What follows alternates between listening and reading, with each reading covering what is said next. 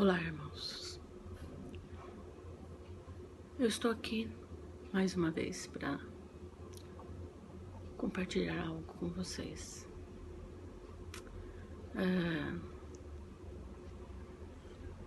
A palavra do Senhor diz que existe uma luta a ser travada a cada dia. E a gente precisa estar atento a isso, para a gente não viver um mundo de fantasia, né? Entendendo que nessa luta, quando nós abraçamos a palavra, quando nós abraçamos a fé, quando nós recebemos o autor de todas as coisas, principalmente o autor da nossa salvação, a certeza é a vitória, né? Mas enquanto isso, estamos em guerra, estamos numa grande batalha pela vida, a batalha pela família, a batalha pelo evangelho, pela verdade, pelo próximo. Paulo já declarou essas palavras lá no seu tempo, já pensou nisso? Há mais de 2000 anos atrás. Ele viveu essa batalha dia a dia. Ele falou sobre ela. E parece que a gente foge um pouco desse tema, né? Tão importante. Eu entendo assim. Essa batalha está sempre diante de nós. Quer a gente creia, quer a gente não creia. É uma batalha para aqueles que creem e para aqueles que não creem. Todos passam por isso. A diferença é que nós cremos. Cremos que está preparado para nós. Algo tremendo, que tem a ver com a eternidade. E Paulo diz assim, lá em Efésios 6, revesti-vos de toda a armadura de Deus, para poderes ficar firmes contra as ciladas do diabo. Então existem circunstâncias, o tempo todo, a nos desafiar, a nos tentar assim desistir, né? Revesti-vos de toda a armadura de Deus, né? A armadura de Deus. A armadura de Deus. As armas de Deus. Que armas seriam essas, né? Paulo especifica na Efésios 6, né? Especifica. Lá em Efésios 6, diz assim: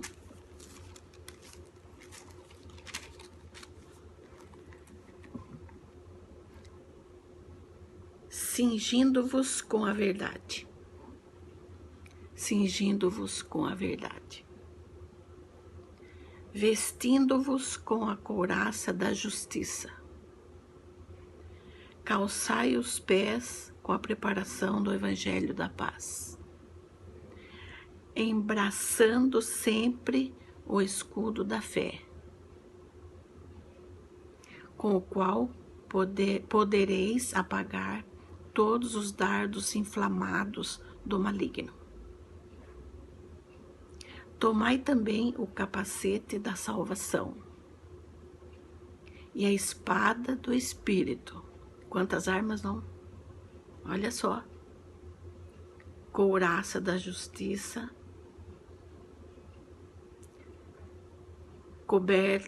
uma cobertura da verdade, couraça da justiça, os pés calçados com o evangelho da paz, o escudo da fé,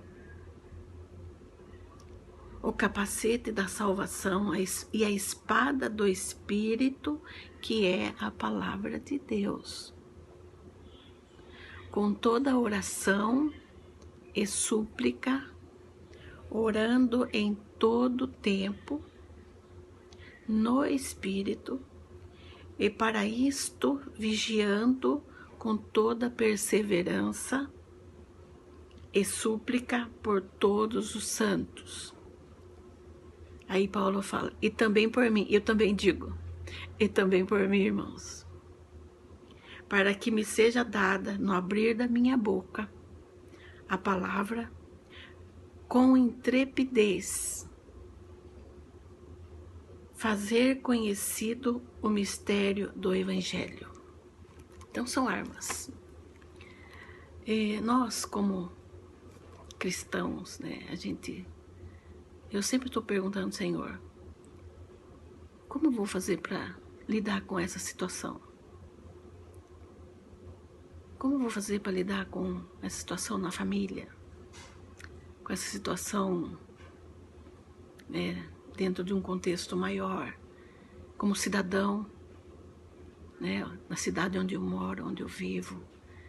Como eu devo me comportar, Senhor? Para que a minha postura,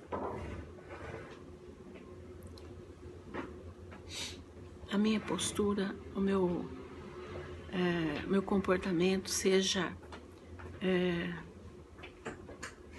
como um norte, para que outras pessoas também possam ter esperança.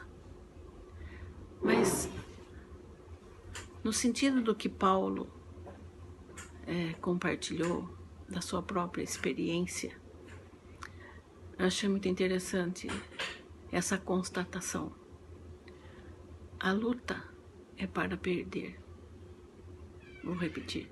A luta é para perder. Todavia, o que para mim era lucro, passei a considerar como prejuízo por causa de Cristo. Entende que é uma cultura diferente do reino de Deus. Mas, mais do que isso, compreendo que tudo é uma completa perda, quando comparado à superioridade do valor do conhecimento de Cristo Jesus, meu Senhor, por quem decidi perder todos esses valores, os quais considero como esterco a fim de ganhar a Cristo e ser encontrado nele, não tendo por minha a justiça que procede da lei, mas sim a que é outorgada por Deus mediante a fé, para conhecer Cristo e o poder da sua ressurreição e a participação nos seus sofrimentos, identificando-me com ele na sua morte. Então, mesmo dentro desse contexto de perda, né, ver o lucro na perda, há algo importante a conquistar. Né? Isso que eu estou dizendo é no dia a dia, é no dia a dia da nossa escolha de vida. Então ele declara assim: não que eu já tenha alcançado tudo isso, ou seja, perfeito. Entretanto, vou caminhando, buscando alcançar aquilo para o que fui alcançado por Cristo Jesus. Irmãos, não penso que eu mesmo já o tenha conquistado, mas tomo a seguinte atitude: esquecendo-me das coisas que para trás ficam e avançando para as que estão diante de mim, apresso-me em direção ao alvo, a fim de ganhar o prêmio da convocação celestial de Deus em Cristo Jesus. Então, existe existe uma convocação e um prêmio.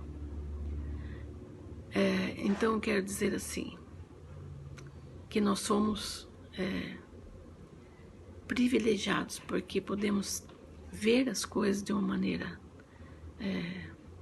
diferente, de maneira, aquilo que poderia ser uma derrota, ver de uma maneira vitoriosa. E Paulo chegou ao ponto de dizer assim: agora me alegro nos meus sofrimentos por vós, e completo no meu corpo o que resta das aflições de Cristo, em benefício do seu corpo, que é a igreja. Então existe sim um preço, existe sim um caminho a seguir.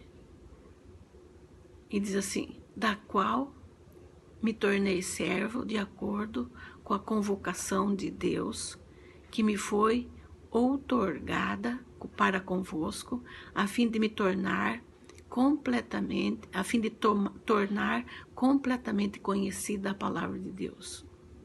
O mistério que esteve oculto durante séculos e gerações, mas agora foi revelado aos seus santos.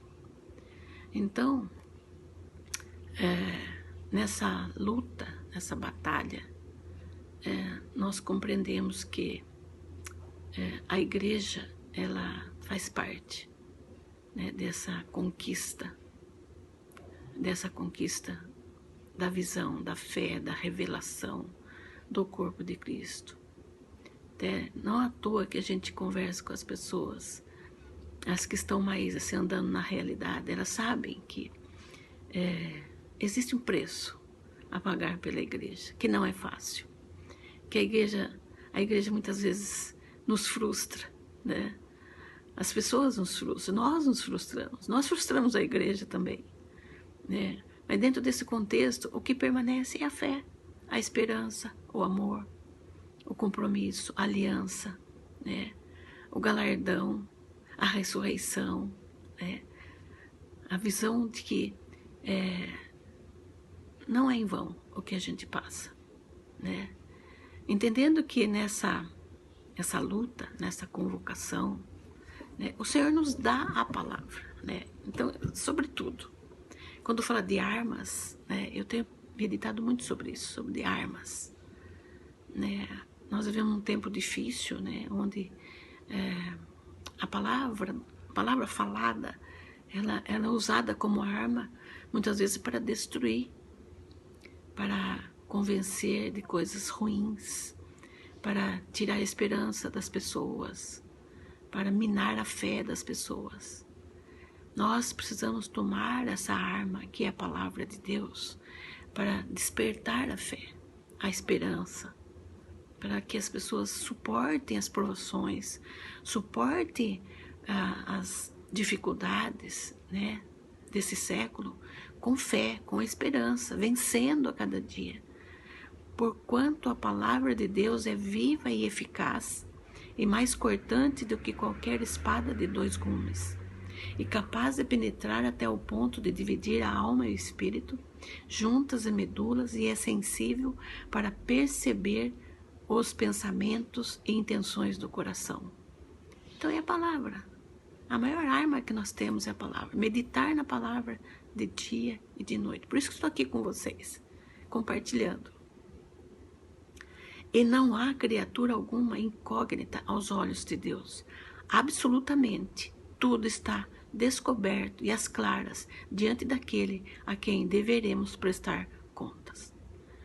Então, Jesus é nosso Salvador, nosso Redentor. O Verbo vivo, a palavra viva, veio mostrando o caminho de a gente se envolver com as pessoas, né?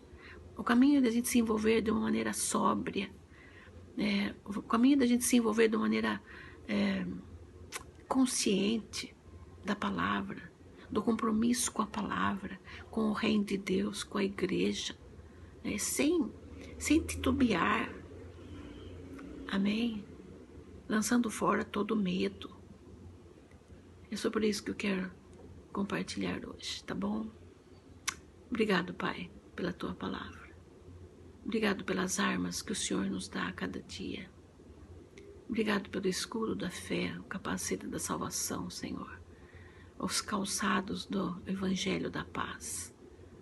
Obrigado, Pai, que a tua palavra é viva e eficaz e nos ajuda, Senhor, a trilharmos os caminhos difíceis que nós enfrentamos hoje. Ajuda-nos, Senhor, a sermos luz para os povos, começando da nossa família, na igreja. Obrigado, Senhor, por tudo que o Senhor tem feito em nossas vidas. Obrigado, Pai.